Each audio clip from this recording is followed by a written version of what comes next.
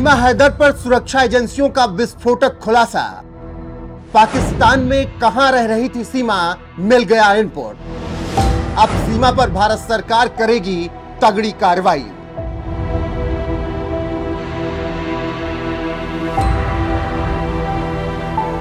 पाकिस्तान से नेपाल के रास्ते अवैध तरीके से भारत आई सीमा हैदर को लेकर जांच एजेंसियां पूरी तरीके से मुस्तैद हैं और हर एक एंगल से जांच की जा रही है। जांच एजेंसियां अब इसी कड़ी में सीमा हैदर का कराची कनेक्शन ढूंढने में कामयाब रही हैं, जिसके बाद अब सवाल उठ रहा है कि क्या सीमा हैदर उसी जगह पर रहती थी जहां से भारत के विरोध में लगातार साजिशें रची जाती थी। आपको बता दें कि सीमा हैदर पर लगातार जासूसी का शक बना हुआ है और इसके चलते उससे पूछताछ भी हो रही है।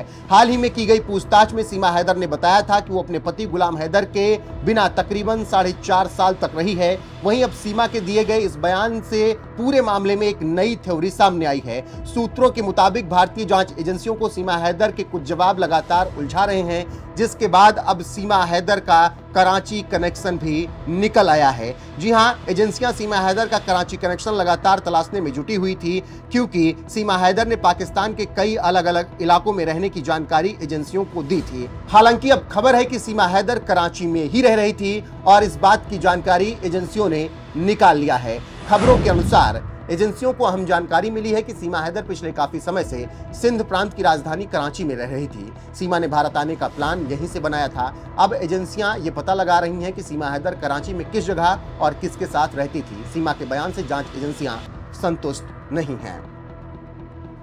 तो इससे आप समझ सकते हैं कि किस तरीके से सीमा हैदर का कराची कनेक्शन निकला है। कराची वही जगह है जहां से भारत विरोधी गतिविधियां लगातार पाकिस्तान चलाता रहता है। वहीं सूत्रों के अनुसार यह कहा जा रहा है कि एजेंसियां अब यह पता लगा रही हैं कि सीमा हैदर कराची में किस जगह और किसके साथ रहती थी।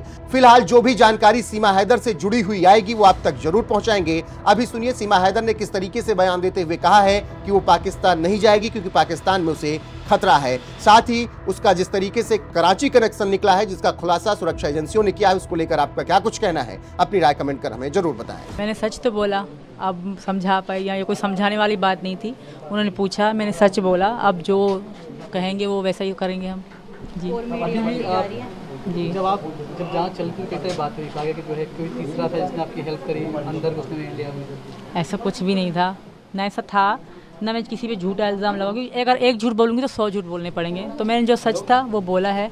आगे जो यहाँ का कानून करेगा मुझे कबूल है। अभी तक जांच में कुछ मिला नहीं आपके खिलाफ, लेकिन ये नियम है कि जो भी इलीगल तरीके से आता है उसे डिपोर्ट करते हैं, वापस भेजते हैं पाकिस्तान। आपको भी अगर भेजा गया तो ऐसा कैसे करेंगे? मैं यहाँ की बहू हूँ, मैं यहाँ उम्मीद लेके आई हूँ। आज से यहाँ का कानून ऐसा नहीं करेगा, बिलीव, यकीन है, मुझे भरोसा है, ट्रस्ट कहूँगी, ट्रस्ट है।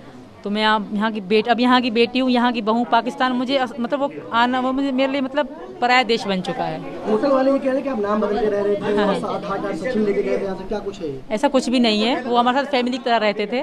वो पता नहीं क्यों कह रहे हैं, हमने नाम लिखवाया ही नहीं था। पहली बात उन्होंने लिखा ही नहीं था, पहले ये थे तो उन्होंने से पूछा था और हमने पैसे पेमेंट करी थी। वहाँ पे इतनी सख्ती नहीं होती। तो होटल वाले बहुत अच्छे थे, फैमिली की तरह रहे थे। वो ज़ाहिर है अब खुद को बचा। क्या फर्जी आधार कार्ड थे आपके पास? नहीं, बिल्कुल मेरे पास जो सही आधार कार्ड थे। हाँ बिल्कुल मनाती थी, 2 मना चुकी हूँ मैं पीछे। वो मेरी वीडियो भी इंस्टाग्राम में है और वायरल भी हो रही है।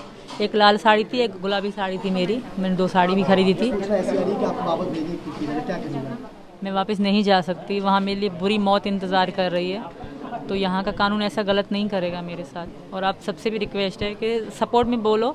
जिस तरह गलत बोल रहे हो, भाई को बॉयफ्रेंड, बाप को बॉयफ्रेंड, इस तरह मत बोलो। हमारी भी इज्जत है, आत्मा सम्मान है। जी हम लोग यही, हमारी जांच चल रही थी सर, इसी कारण। जी जांच का अनुभव कैसा है आपको? बहुत बुरा भी था, रोते भी थे हम लोग, डर भी लगता था, पर सच तो बोलना था। सच की जीत होती है और मुझे भरोसा है। ना, बच्चों से मैं दूर रही 2-3 दिन, बच्चे मेरे साथ नहीं थे।